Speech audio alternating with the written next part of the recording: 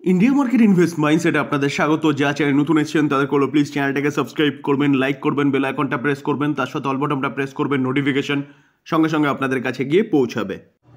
ইনফোসিস দেখুন, কোম্পানিটা আজকের দিনে দেখলে দেখা যাবে প্রায় 6.5% মতন একটা ডাউনসাইড মুভমেন্ট দেখাচ্ছে। আইটি সেক্টরের সেকেন্ড লার্জেস্ট কোম্পানি, ইন্ডিয়ার মধ্যে ওয়ার্ল্ডের মধ্যে থার্ড লার্জেস্ট কোম্পানি, যে কোম্পানিটা আইটি সার্ভিস প্রোভাইড করে। তো আজকের দিনে এতটা ডাউনসাইড মুভমেন্ট দেখানোর পিছনে কারণ কি? আজকে 17 তারিখ, কালকে 16 তারিখ গেছিলো। তো কালকে কোম্পানিটা রেজাল্ট ডিক্লেয়ার করেছিল, যেখানে রেজাল্টটা নিয়ে আমরা ডিটেলস আলোচনা করেছিলাম। তো কোম্পানির রেজাল্ট কিন্তু ঠিকঠাকই ছিল, year on year basis, quarter and quarter basis যথেষ্ট ভালো রেভিনিউ আপ ছিল, যথেষ্ট ভালো প্রফিট ছিল। তাও কোম্পানিটা কেন পড়েছে, এটা কিন্তু চিন্তার বিষয় স্যার। রেজাল্ট ভালো করার পরেও কোম্পানিটা পড়েছে, যেটা স্যার একটু আগে বলছিলাম যে কি Q3 কোম্পানি যে রেজাল্টটা দিয়েছে সেটা ইয়ার অন ইয়ার বেসিস কিন্তু 11% বেড়েছে প্রফিট, নেট প্রফিট যেটা। তার পাশাপাশি দেখলে দেখা যাবে, দেখুন রেভিনিউ জাম্প করেছে কত, 8% হারে। তো পড়লো কেন? যেখানে গাইডেন্স কি দিয়েছে এই কোম্পানিটা, বলা হচ্ছে সেকেন্ড লার্জেস্ট কোম্পানি, যেটা তার রেভিনিউর গাইডেন্স দিচ্ছে, যেখানে বলা হচ্ছে কত 4.5% থেকে 5% for the current financial year.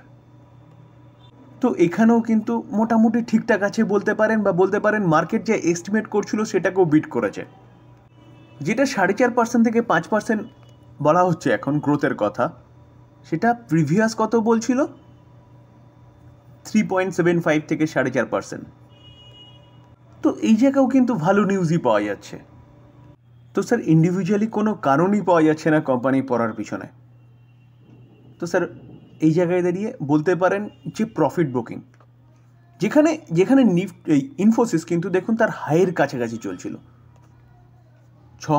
2006 high মেরেছিল, এবং কোম্পানি প্রিভিয়াস ক্লোজিং কি দিয়েছিল, প্রিভিয়াস ক্লোজিং কোম্পানি কালকেও 1% মতন পড়েছিল, 1928। তো বলতে পারেন যে মার্কেট পড়েছে, কিন্তু আইটি সেক্টরের কোম্পানিগুলো তেমন পড়েনি, কি ইনফোসিস বলুন কি HCL টেক বলুন।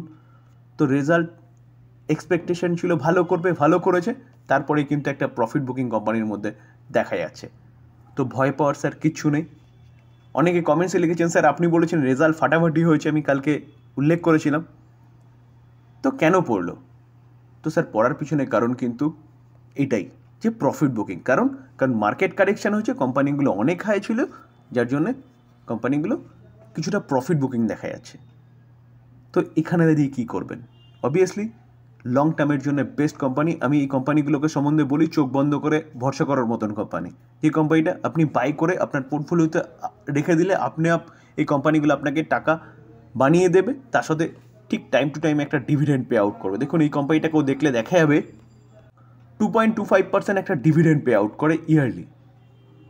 তো যদি নিচে আসে তাহলে স্যার বাই করার অপরচুনিটি খুঁজতে হবে, কারণ এটা কিন্তু সুযোগ দিচ্ছে বাই করার। দেখুন নুভামা একটা দিগ্গজ ব্রোকিং হাউস, তারা কিন্তু ইনফোসিসকে বাই রেটিং দিচ্ছে, এবং টার্গেট কি দিচ্ছে দেখুন, প্রিভিয়াস টার্গেট দিয়েছিল 2250, সেখান থেকে 2350 করেছে, অর্থাৎ টার্গেট কিন্তু তারা বাড়িয়েছে অনেকটা। তার পাশাপাশি দেখলে দেখা যাবে মর্গান স্ট্যানলি, তারাও কিন্তু ওভারওয়েট রেটিং দিয়েছে ইনফোসিসকে, এবং টার্গেট দিচ্ছে কত 2150। তো কারেন্ট মার্কেট প্রাইস থেকে কিন্তু অনেকটা আপসাইড মুভমেন্টের কথা বলছে। বোফা কে ব্যাঙ্ক অফ আমেরিকা, তো ব্যাঙ্ক অফ আমেরিকা কি বলছে, যে ইনফোসিসকে বাই রেটিং দিচ্ছে এবং টার্গেট দিচ্ছে কত 2150। তো স্যার পড়েছে মানে এই নয় যে আমরা ইনভেস্টাররা কোম্পানিটাকে বিক্রি করে দিয়ে বেরিয়ে যাব। এই কোম্পানিটা কিন্তু বিক্রি করার মতন কোম্পানি নয়, যেটা আমি সবসময় বলি এই কোম্পানি নিয়ে আলোচনা করার সময়, যে বাই করে ফেলে রেখে দেওয়ার মতন কোম্পানি, লং টার্মে ভালো ক্যাপিটাল গেন বা ওয়েলথ ক্রিয়েট করে দেবে। তো নিচে আসলে বাইয়ের অপরচুনিটি খুঁজবেন।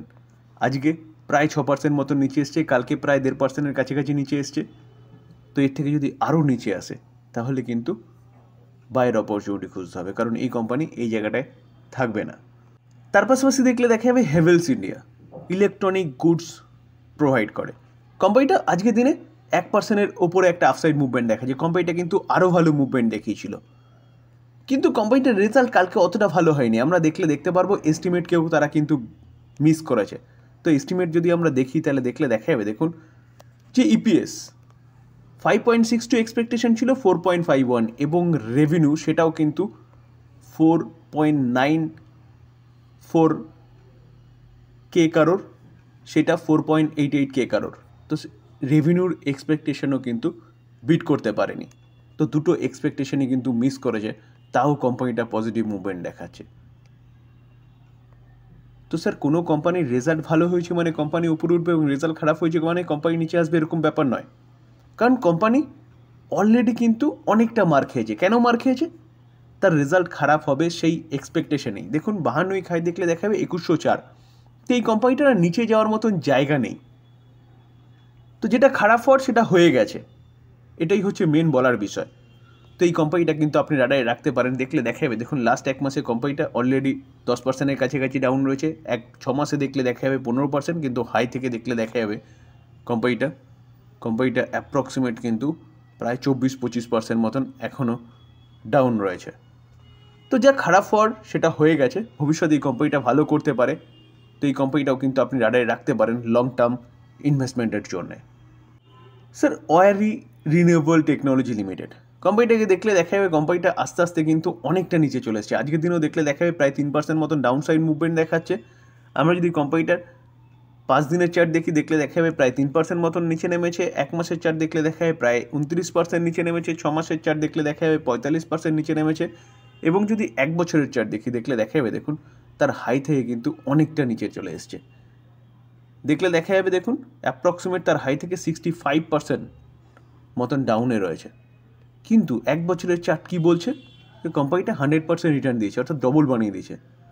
তো এই যে কোম্পানিটা রিনিউয়েবল সেক্টরে কাজ করে, কোম্পানিটা একের পর এক অর্ডার পাচ্ছিল, যার জন্য কোম্পানিটা ভালো মুভমেন্ট দেখিয়েছে। আমরা যদি কোম্পানিটার এখনও 5 বছর রিটার্ন দেখলে দেখা যাবে 5 বছরে 31,900% রিটার্ন দিয়েছে। দেখুন চার্টটা দেখলে দেখা যাবে কোম্পানি এই জায়গাটায় ভালো করেছে, যেখানে রিনিউয়েবল সেক্টরে জাস্ট বুম এসছে এবং একের পর এক অর্ডার এই কোম্পানিটা স্মল ক্যাপ ক্যাটাগরির কোম্পানি ছিল, সেই কোম্পানিটা পেয়েছে।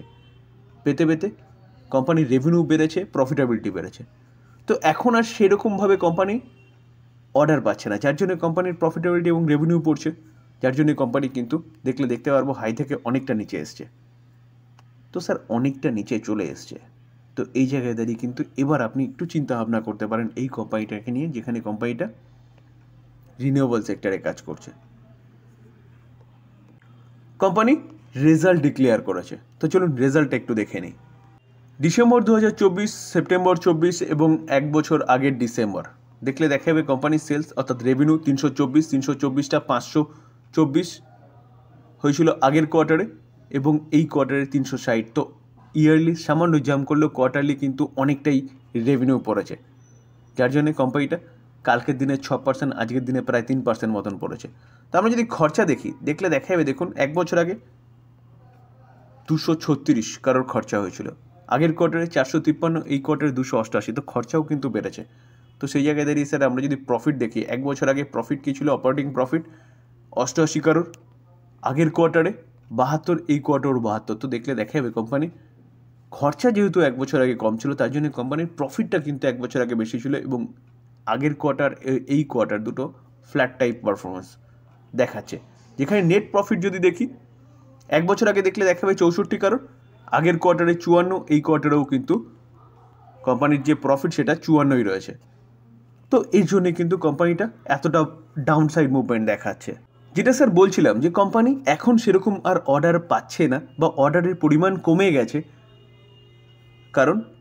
কারণ স্যার বলতে পারেন যে একটা টাইম এরকম হয় বিজনেসে, কখনো অর্ডার ভালো আসে, কখনো অর্ডার খারাপ আসে। যখন খারাপ আসে তখন কারেকশান হবে, আর কারেকশান হওয়া মানে কোম্পানিকে কিন্তু রাডারে রাখতে হবে। রাডারে রাখার কথা কেন বলছি? কারণ কোম্পানির বিজনেস যেটা করছে সেটা কিন্তু ফিউচার ওরিয়েন্টেড বিজনেস করছে। তো রিনিউয়েবল সেক্টরে কাজ করছে, এখন জাস্ট শুরু বলতে পারেন। গভর্নমেন্ট যা লক্ষ্যমাত্রা রেখেছে সেই লক্ষ্যমাত্রায় পৌঁছতে গেলে এই কোম্পানিগুলোকে কাজ করতে হয়। যদি কাজ করতে হয় তাহলে কোম্পানিগুলো অর্ডার ভবিষ্যতে পাবে। তবে ডিসক্লেমার দিয়ে রাখি স্যার, কোনো বাই রেকমেন্ডেশন নয়। ভালো কোম্পানি রেজাল্ট আলোচনা করলাম বা নিউজগুলো আলোচনা করলাম, প্রতি কটা কোম্পানির লার্নিং পারপাস। এটা কোনো বাই রেকমেন্ডেশন হিসেবে নেবেন না। বাই করবেন, নিজে ফার্দার অ্যানালাইসিস করবেন, তারপরে বাই করবেন, বা আপনি আপনার ফাইন্যান্সিয়াল অ্যাডভাইজারের সাথে কথা বলে নিয়ে তারপর বাই করবেন। থ্যাংক ইউ, ভালো থাকবেন।